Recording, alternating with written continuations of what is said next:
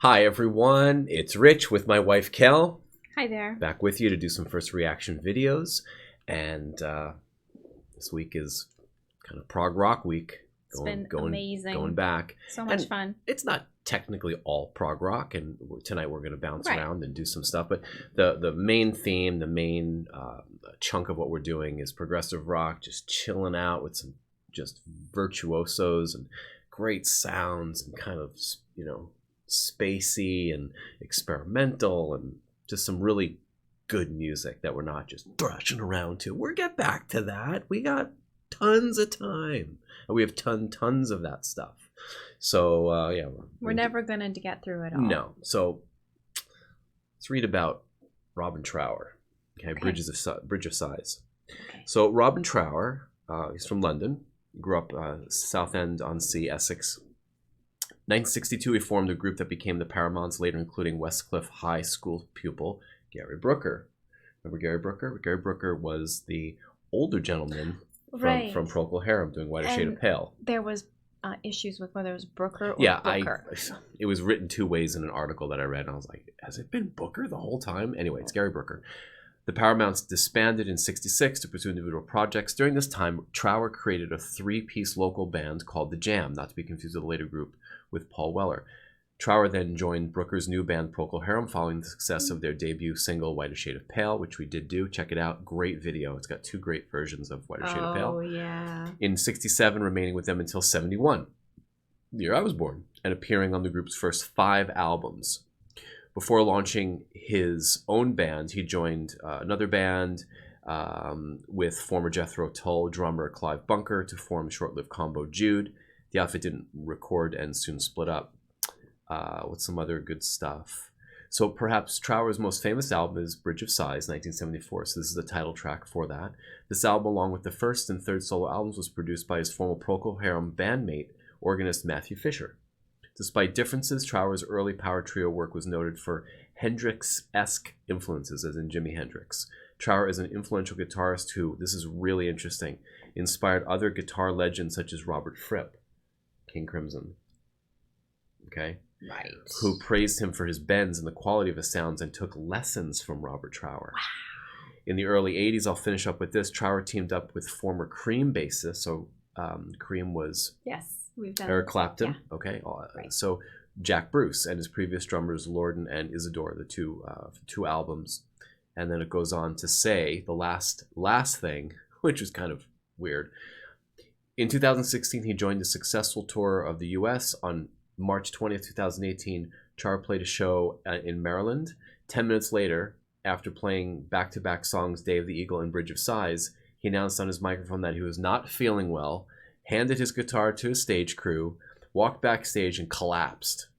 He was transported by ambulance to the hospital for treatment. And unfortunately, it's the last thing that was actually said on the site that I was looking for. So thanks for hanging with us for that. I like to do a little bit more intros for you, Kel, and maybe you'll learn something, or you'll be able to say, you'll correct something that's not true in the information that I'm gathering. And maybe some of you can fill in the blanks as to what happened. Yeah, it was over a year ago, and there's nothing else from him, from that site. So, all right. Okay, thanks for being with us. Put your request in on the request engine. There's also a new form, lyrics to live by, if you want to submit some lyrics to a song that have been really special to you. And please only make your submissions once. Yeah, www.knr.wtf. No.com. No.com. All right, here we go. So I know the song. Oh. It's actually on an obscure fill that James Hetfield is doing on stage for Metallica at one of the live DVDs or something that I've seen, and I was just like, I know that song, and he's actually riffing on Bridge of Sighs. So you might not have known that. There we go. Thanks for being here. Kel, I just need to, is that your beat? Is that your hair? No. I'll just, I'm not beeping. I'm not beeping. Beep, beep, beep. Yeah, it was just a vibration from my phone or something. All right, here we go. Beep, beep. That's you. I hear you. Don't try to mess with me. The human beep, beep. That wasn't an instrumental beep, beep. This is live. I chose the live version. So we can see him.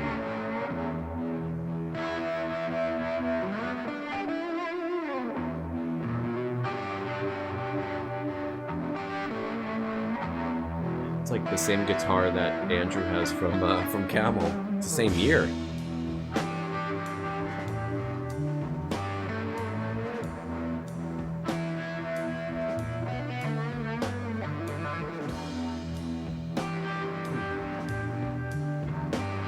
Oh, well, there you go. Oh. Let's just listen to this. Sun don't shine and the moon don't move, the time to us quickly.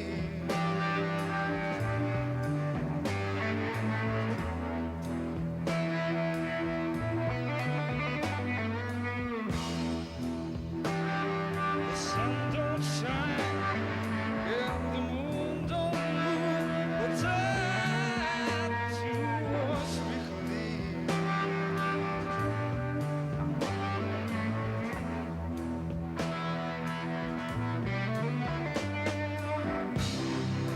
Was so unforgiving, was so cruel. Been a long time crossing prison side.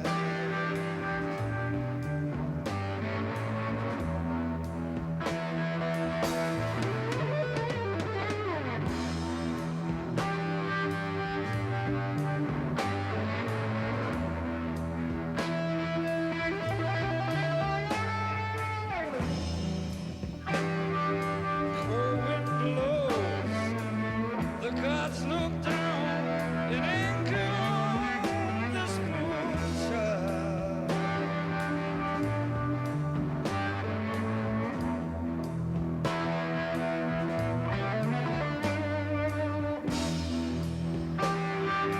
Cold wind blows, the gods look down in anger on this poor child.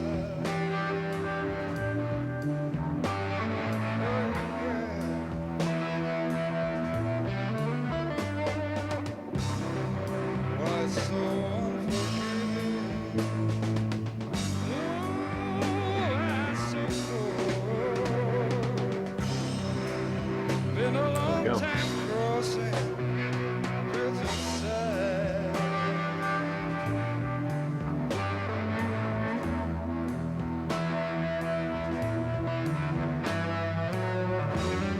It's that riff.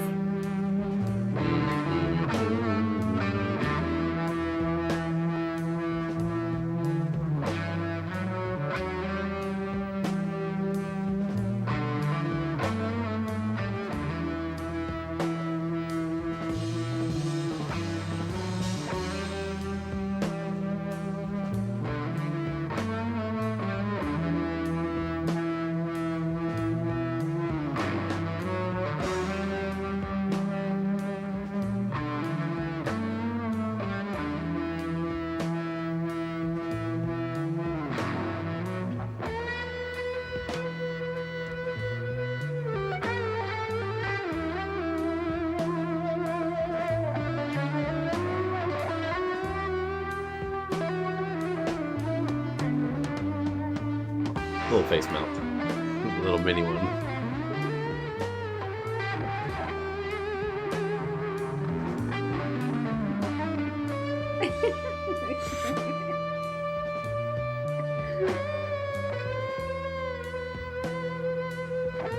Robin's melting his own face. Absolutely. He's got the teeth melt going.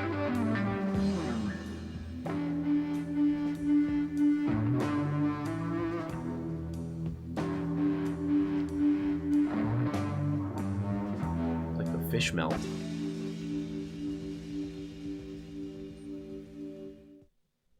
Cool. Great video. Wow. I love little bonuses. Yeah, the that Strat, just wow. It's the black and white Strat has just been showing up all over the place. And yes, I stand corrected. Last night I said that the let me get us back here, Kel.